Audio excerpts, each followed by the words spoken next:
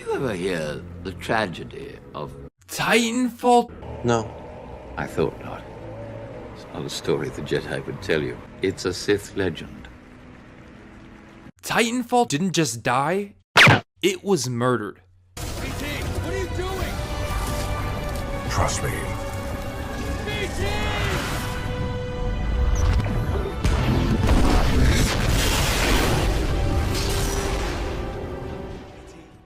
Here we go. It's a long drop. Fun.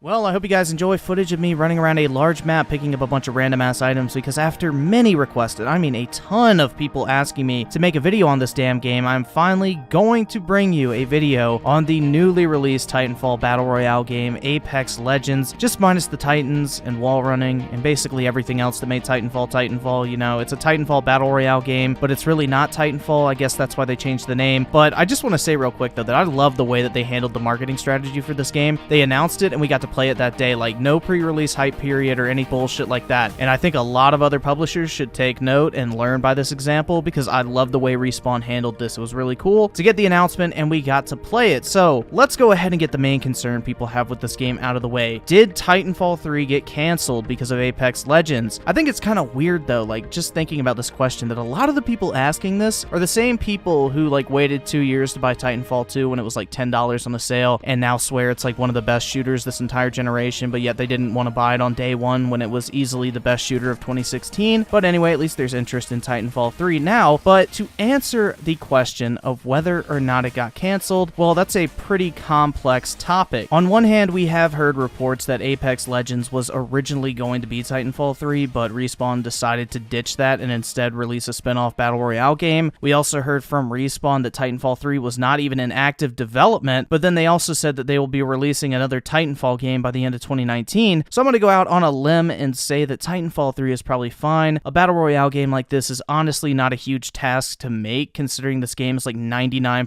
recycled Titanfall assets. If anything, the success of Apex Legends is making Titanfall 3 more likely by the day, considering that they're in the same universe, and this is a great way to introduce people into Titanfall. I mean, this game is absolutely killing it right now in terms of players. It's been downloaded over 25 million times at this point, and it's reached over 2 million concurrent players. I mean, hell, this game's even beating out Fortnite on Twitch 3-1 for active viewers basically anytime you check. So obviously there is a ton of interest in Apex Legends, and overall I think it's well deserved at this point. Like, Respawn has once again delivered a great gameplay experience, and honestly that's no surprise when you think about it, because they're the minds behind games like Modern Warfare 1 and 2 and the original Titanfall titles, all of which are fucking fantastic shooters, I might add. So literally take away the Titans and wall running of Titanfall 2, add some hero shooter elements, and put it in a Battle Royale, and that is Apex Legends. And honestly, it works well. Generally, I can't stand the Battle Royale genre, so I was actually surprised that I did like Apex Legends as quickly as I did. Maybe it helped a little bit that literally my first game when I played Apex Legends, I ended up winning, or how a few games after that I got a 3-man squad wipe to win the game.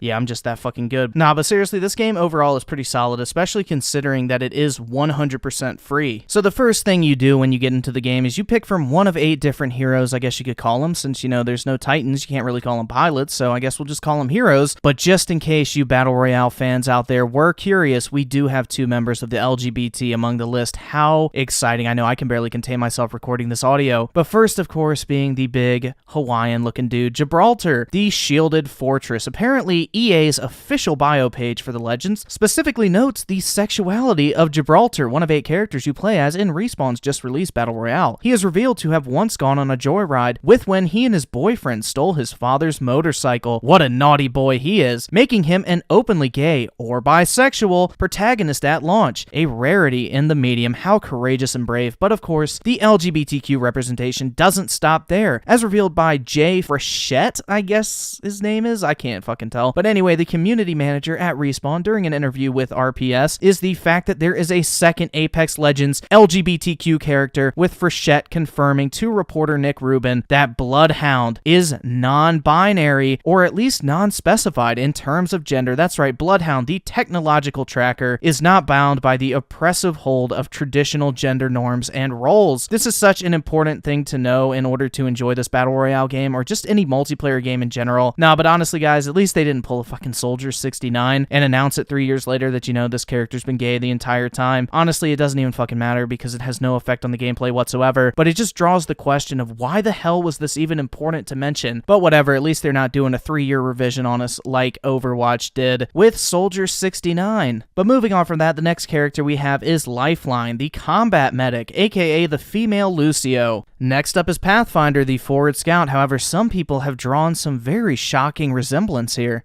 Hi, friend. I'm Pathfinder. Oh I'm my excited God. to fight you in the ring, but first, let me give you some helpful tips. This is that fucking Working Borderlands together in a guy. squad is very important Claptrap. and very Shout out Sean Ranklin for that amazing original stolen content clip. Next up is Wraith, the interdimensional skirmisher, who looks very similar to the Queen of the Reef from Destiny. I don't know, it could just be a coincidence. Then we have Nadine from Uncharted 4 with a fade, also known as Bangalore, the professional soldier. Next up we have Caustic, the toxic trapper, who basically looks like the grown-up version of that kid who used to sniff glue every single day in art class. And finally we have Mirage, the holographic trickster that looks like he's had plastic surgery a couple too many times at this point. Both Caustic and Mirage need to be unlocked by playing the game to get enough currency, or you could spend about $8 a piece to unlock them with the premium in-game currency. And of course, since this is a free-to-play game, there are naturally going to be microtransactions, and honestly, I don't think they're that invasive at all. It's just a bunch of cosmetic crap that personally I could not even be bothered to equip, even if I did get it, which is the perfect way to do microtransactions in my opinion. I mean, they're pretty damn expensive though for what you're getting, but then again, if people are willing to pay almost $20 fucking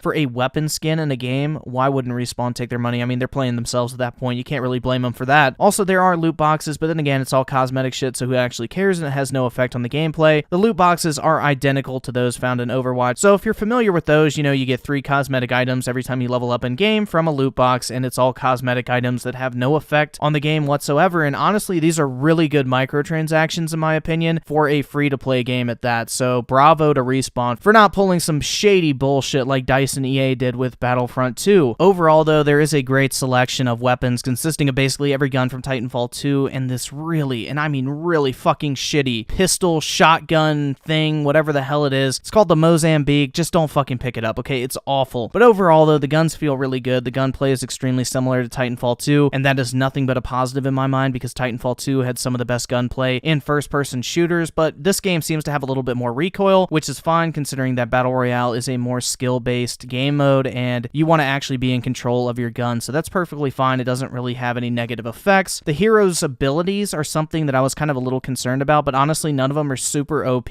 They're not something that you can just rely on because, I mean, take for example, Pathfinder's grappling hook. That's who I play the most. I mean, look at this fucking non-existent range. Like, you cannot rely on this thing to get you out of like a gunfight or something, and the same goes for other characters' abilities. There's nothing really overpowered to the point. Skill is definitely still the most important thing in this game, and honestly, I think that's a good thing. They definitely did a great job in balancing the effectiveness of those different abilities, which can be kind of tough, especially in a hero shooter like Apex Legends. Overall, though, the game is really fun to play, but it does get a little bit slow at times since there are only 60 people in a match, and at the moment, you can only play in 3-man squads, which is fine for me personally. I don't really give a shit, but solos definitely need to be added if they want to be able to compete with Fortnite for any extended period of time. I do like this map, though, the best out of any Battle Royale game that I have played, though. The different environments are all, like, really unique, and there's a ton of verticality. Even though you don't have double jumping or wall running, there's still that great verticality element to it. Also, the ping system they have in this game is probably the best feature I have ever seen in a multiplayer shooter. It basically allows you to communicate without even talking on a mic. You can mark weapons, armor, attachments, ammo, enemies, locations, basically whatever the hell you want to, and it's probably the best feature in the entire game in my opinion. That way, if you have some scrub without a mic who doesn't want to fucking talk or something, you can at least communicate to some degree. That was definitely a great and very innovative feature they added to Apex Legends. Overall, though, I have to say this game is pretty damn good, and it's the only Battle Royale game that I can actually see myself continue to play in the future every once in a while. Would I recommend it? Well, obviously, fucking yeah, it's free, so why wouldn't you just download it? If you don't like it, just uninstall it. I mean, no harm, no foul, okay? But it still didn't make me like a huge fan of this genre at all. Like, I can only play a Battle Royale game for like 2 hours at most without getting bored out of my mind from repeating the exact same thing over and over again. Launch, land, collect items, work your way towards the middle of the circle, eventually die, rinse and repeat. Yeah, I'm still not going to be the biggest Battle Royale fan in the world, but this is definitely the most fun one. I mean, Apex is the best I've played out of the 3 Battle Royale games I have played at this point, and it's definitely way better than the cancer of YouTube and gaming known as Fortnite. However, if you ask certain big-brained individuals on YouTube, I am both of those things for some reason. That's right, I am everything that's wrong with the gaming industry and with YouTube as a whole. But then again, that was coming from someone whose friend literally doxed him while he was live streaming in his friend's grandmother's basement, screaming his head off while drunk. I mean, yeah, you can't make this shit up. Take a look.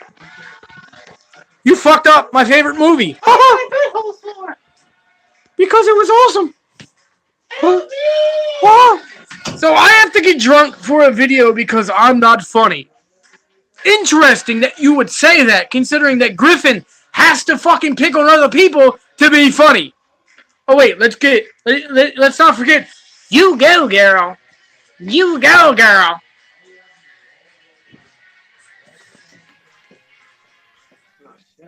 And they're gonna share it. They're gonna give it to fucking Griffin. He can call you up like a man.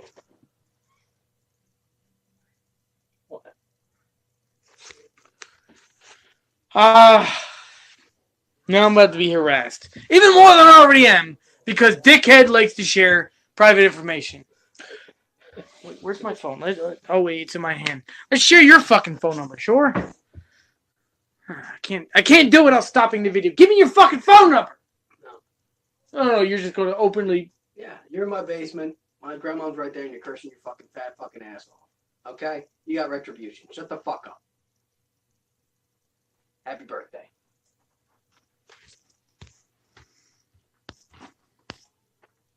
I'm cursing my fat fucking ass off. Yeah, in front of my fucking grandmother. Ooh, that's a classic. But anyway, despite what I have said about this game, I would not hesitate for a second to have traded it for an actual Titanfall sequel. I still prefer that traditional multiplayer first-person shooter experience over Battle Royale, but this is a really damn good game, honestly, for it being free, and I can't fault it for that. It excels at what it wants to be, and Apex Legends is definitely my favorite Battle Royale that I've played so far. And it's kind of funny to think about, too. Like, this game basically came out of nowhere and killed all hype there was for Anthem at this point among the casual market, especially because now everybody has a new online shooter to play. It's extremely popular, it's extremely fun, and best of all, it's 100% free. So like Anthem is probably going to see some pretty low sales as a result. So hopefully this was a big brain move by Respawn, and they were planning this from the very beginning to get back at EA. Who the hell knows? I mean, I would like to think that they'd throw some shade at EA for basically tanking their entire franchise, but it will be very interesting to see like what Respawn does for the rest of this year, because they just released Apex Legends. They're going to be supporting this game for a very long time because it's doing extremely well right now. Then at the same time, they confirmed that a new mainline Titanfall game is coming out by the end of 2019. So that's going to be very interesting to see where they take Titanfall next. And on top of that, they've been working on their new Star Wars game, Jedi Fallen Order, which is also supposed to release in 2019. So it's going to be a very crowded year for Respawn, and honestly, I'm pretty excited for both of those games to be announced and released because I'm a big fan of Star Wars, at least pre-Disney Star Wars, that is, and I love the Titanfall series. So Respawn hasn't let us down yet, and it'll be interesting to see what they do with both of those experiences. But anyway, guys, before I go, I just want to say that you may have noticed that I changed my profile picture on YouTube, and the generic Xbox Live Lion gamer pic is gone. A lot of people like to shit on me for that generic lion picture, and I live to please, so I think the new picture I have turned out pretty good. I hired somebody to actually like do some channel art finally, because I think it's a little more name appropriate for the channel now. You know, Griffin Gaming, it's an actual Griffin now, plus my name is Griffin, so it's appropriate on two different levels there, and plus now Microsoft can't sue my ass for using their image as a profile picture and profiting from it, so I would much rather avoid having to be sued by a multi-billion-dollar corporation. So I think it works out all around. Also, I just bought a new mic, the Shure SM7B. It was expensive as fuck, but hopefully the audio sounds good. Personally, whenever I listen to myself talk in a recording, like, it just sounds so bad that I literally want to physically cringe. I don't know why, but I can't stand the sound of my own voice, so hopefully it does improve the audio quality moving support. I mean, this mic was expensive as fuck, so I've been trying to put some money back into the channel from the ad revenue that I have been getting recently, so hopefully it improves the video quality moving forward. But anyway, guys, that does it for this video. I just want to say thank you all so much for watching and for all the recent support. I mean, it's been absolutely crazy, and I cannot thank you enough, and I will catch you guys next time.